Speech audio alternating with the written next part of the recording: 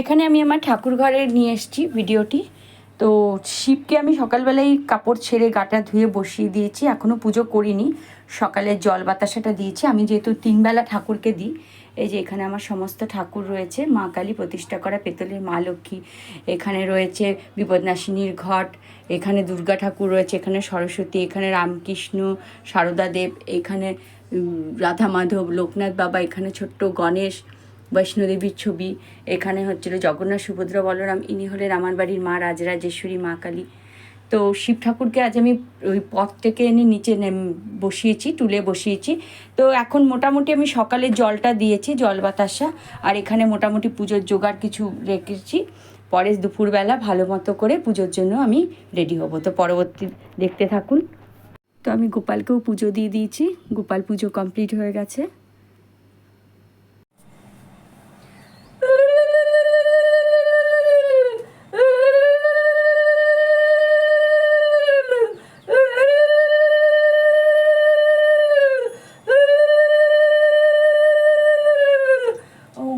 शिवाय ओम नमः शिवाय ओम नमः शिवाय ओम नमः शिवाय ओम नमः शिवाय ओम नमः शिवाय ओम नमः शिवाय ओम नमः शिवाय ओम नमः शिवाय ओम नमः शिवाय ओम नमः शिवाय ओम नमः शिवाय ओम नमः शिवाय ओम नमः शिवाय ओम नमः शिवाय।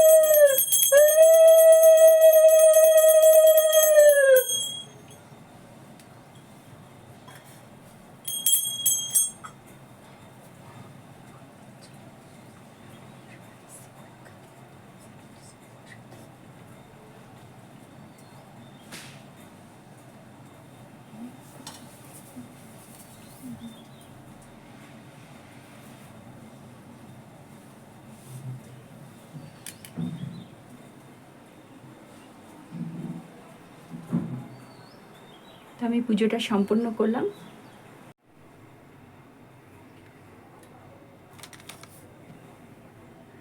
সামনে থেকে একটু আমার ঘরে শিবকে দেখাচ্ছি, হলো শিবলিঙ্গ, আর এখানে আছে শিব ঠাকুরের মূর্তি।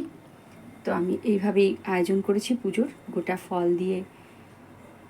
এই হলো প্রদীপ, চলছে মোমবাতি। আমি এখন ঠাকুর ঘরেই বসে আছি। তো দেখাচ্ছি পুজোটা হয়ে যাওয়ার পরেও। আজকে সবাইকে শুভ নীল ষষ্ঠীর শুভেচ্ছা রইল। তো সন্তান সবার জন্যই মা বাবা করে, আমি আমার ছেলের জন্য উপোস করেছি। তো সবাই ভালো থাকবেন। এবার ব্যাক ক্যামেরায় দেখাচ্ছি। আমি শিবলিঙ্গ আমার ঘরে যেটি আছে তাতে আমি জল ঢেলেছি, আর এখানে শিবের যে মূর্তিটি আছে সেটা আমি পাশে বসিয়ে রেখেছি। লিঙ্গতেই জল ঢল ঢেলেছি, তারপরে মোমবাতি জ্বালিয়েছি, গোটা ফল দিয়ে পুজো করেছি। আপনারা কিভাবে পুজো করেন অবশ্যই জানাবেন। এবার আমি আমার ঠাকুর ঘরের ভিডিওটিও আপনাদের সাথে শেয়ার করছি। এই যে মায়ের মূর্তি, মা কালী, পাশে মা লক্ষ্মী পেতলের, মা কালীর নাম হচ্ছিল রাজরাজেশ্বরী, আমি নাম দিয়েছি। বছরে একবার করে পুজো হয়। বিপদনাশিনীর ঘট রয়েছে, বিপদনাশিনীর ঘট রয়েছে। আর এখানে সমস্ত, এখানে কাঠামো দুর্গা ঠাকুরের মূর্তি আছে। তো আজ পুজো করলাম। তো ভিডিওটি এই পর্যন্তই।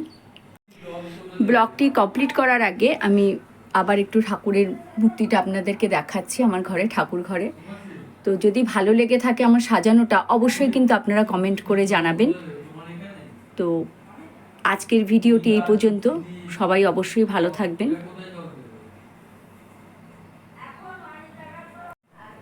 পুজোর দিনটা সত্যি মনটা খুব ভালো লাগে ঠাকুরকে পুজো করতে। তো আপনারাও আশা করি পুজো করেছেন। সবাইকে শুভ নীলষষ্ঠী। ভিডিওটি যদি ভালো লেগে থাকে তাহলে কিন্তু অবশ্যই লাইক কমেন্ট করবেন, এবং পরবর্তী এরকম একটি ব্লগের জন্য আবার আপনাদের সাথে আবার দেখা হচ্ছে। আমি তো প্রথম করছি, তো একটু কথা বলায় মাঝে মাঝে ভুল হয়ে যাচ্ছে, সো প্লিজ নিজের মনে করে ক্ষমা করে দেবেন। তো আজকে এই পর্যন্ত, টাটা।